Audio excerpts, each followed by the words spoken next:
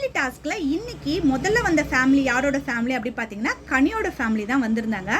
டோருக்கு அந்த பக்கம் அவங்க 2 பொண்ணுங்களும் நின்றுட்டு பார்த்தோன்னே கனி ரொம்ப எமோஷனல் ஆகிட்டாங்க. பார்க்கறதுக்கே ஒரு மாதிரியாக இருந்தது. திரும்பவும் டோர் சாத்தினதுக்கப்புறம் அவங்க கடகடன்னு போயிட்டு அவங்களோட டாஸ்க் முடிக்கிறதுக்கு போயிருந்தாங்க. அவங்களுக்கு கொடுத்த டாஸ்க் என்ன அப்படின்னு பார்த்தீங்கன்னா, நெத்தியில் பிஸ்கட் வச்சுட்டு அதை கைப்படாமல் அப்படியே வாய்க்கிட்ட கொண்டு வந்து சாப்பிடக்கூடிய டாஸ்க் தான். அதை முடிச்சுட்டு வந்து பசங்களை கட்டி பிடிச்சிட்டு அழுதாங்க. அது பார்க்கறதுக்கு ரொம்ப எமோஷனலாக இருந்துச்சு.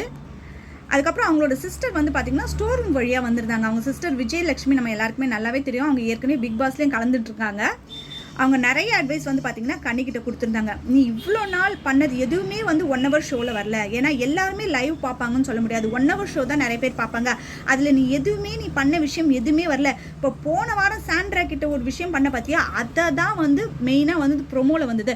அது மாதிரி நீ நடந்துக்கோ. அதாவது நீ வீட்டில் அமைதியாக இருக்காத, நல்லா சண்டை போட்டினா தான் அடுத்து நீ வந்து இந்த ஆட்டத்தை நீ விளையாட முடியும் அப்படின்ற தெளிவான ஆட்ட விளக்கத்தை அவங்க சிஸ்டருக்கு சொல்லி கொடுத்தாங்க. கரெக்ட் தான். ஏன்னா அவங்க சிஸ்டர் சொன்ன விஷயம், நீ நல்லவ அப்படின்றத விட நீ செய்யக்கூடிய விஷயத்தை தான் மக்கள் நோட் பண்ணுவாங்க. அதனால் நீ அமைதியாக இருந்து பிரயோஜனம் இல்லை. எந்த இடத்துல எப்படி கேட்கணும் அப்படின்னு நினைக்கிறீ அதை கரெக்டாக கேளு. அதனால் நீ இனிமே வந்து அமைதியாக இருக்காத அப்படின்ற நல்ல அட்வைஸை கொடுத்தாங்க. உங்களை நிறைய பேருக்கு இந்த ஒரு விஷயம் தோணியிருக்கும். இப்போ பிக் பாஸ் நிகழ்ச்சி வந்து பார்த்திங்கன்னா 100 நாள் தான் நடக்குது. இப்போ வந்து பார்த்திங்கன்னா ஒரு 80 நாள் தான் ஆயிருக்கு. இப்போ இந்த 80 நாள் விட்டுட்டு வந்த அவங்க ஃபேமிலியை பார்த்த உடனே எல்லாரும் போய் ஏன் அழுது கட்டுப்பிடிச்சு அழறாங்க? இதெல்லாம் ட்ராமா மாதிரி தெரியலையா? அங்கங்கே ஊருக்கு போனாலாம் வர்றது இல்லையா? வெளிநாட்டுக்கெலாம் போனால் 1 வருஷம் 2 வருஷம்லாம் கழிச்சு வர்றது இல்லையா? சும்மா ஒரு 3 மாதத்துக்கு இப்படி அழுது ஆர்ப்பாட்டம் பண்ணணுமா அப்படிலாம் ஒரு சிலர் நினைப்பீங்க. இப்போ நார்மலாக வெளியூர் போகிறது அப்படின்றதுலாம் ஒரு பெரிய விஷயம்லாம் கிடையாது. ஏன்னா இப்போ எல்லாருக்கிட்டையுமே ஃபோன் இருக்குது.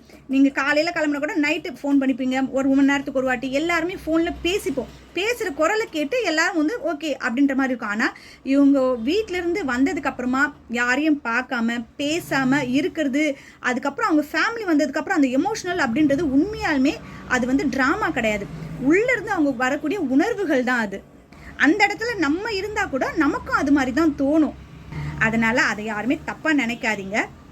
நம்ம நெருங்கலனோட பிரிவு வந்து பார்த்திங்கன்னா இன்னும் நிறைய அட்டாச்மெண்ட்டை நம்ம கொண்டு வரும். அதே மாதிரி தான் சாண்ட்ராவும் அவங்க குழந்தைங்களை பார்த்த உடனே இப்போ எப்படி தெளிவாக மாறிட்டாங்க பாருங்கள். போன வாரம் ஃபுல்லாக அழுது சத்தம் போட்டு அப்படி பண்ணிட்டு இருந்தவங்க இந்த வாரம் நல்லா காமாக மாறிட்டாங்க. போன வாரம் இருந்த மாதிரி இல்லை. அப்போது அந்த ஒரு குடும்பத்தோட அட்டாச்மெண்ட் இல்லாததுனால ஒரு மனுஷன் மாறுறதுக்கான வாய்ப்புகள் நிறைய இருக்குது. நான் சொல்கிறது கரெக்டு அப்படின்னு நீங்கள் நினைக்கிறீங்களா அப்படின்றத கமெண்ட்டில் சொல்லுங்கள்.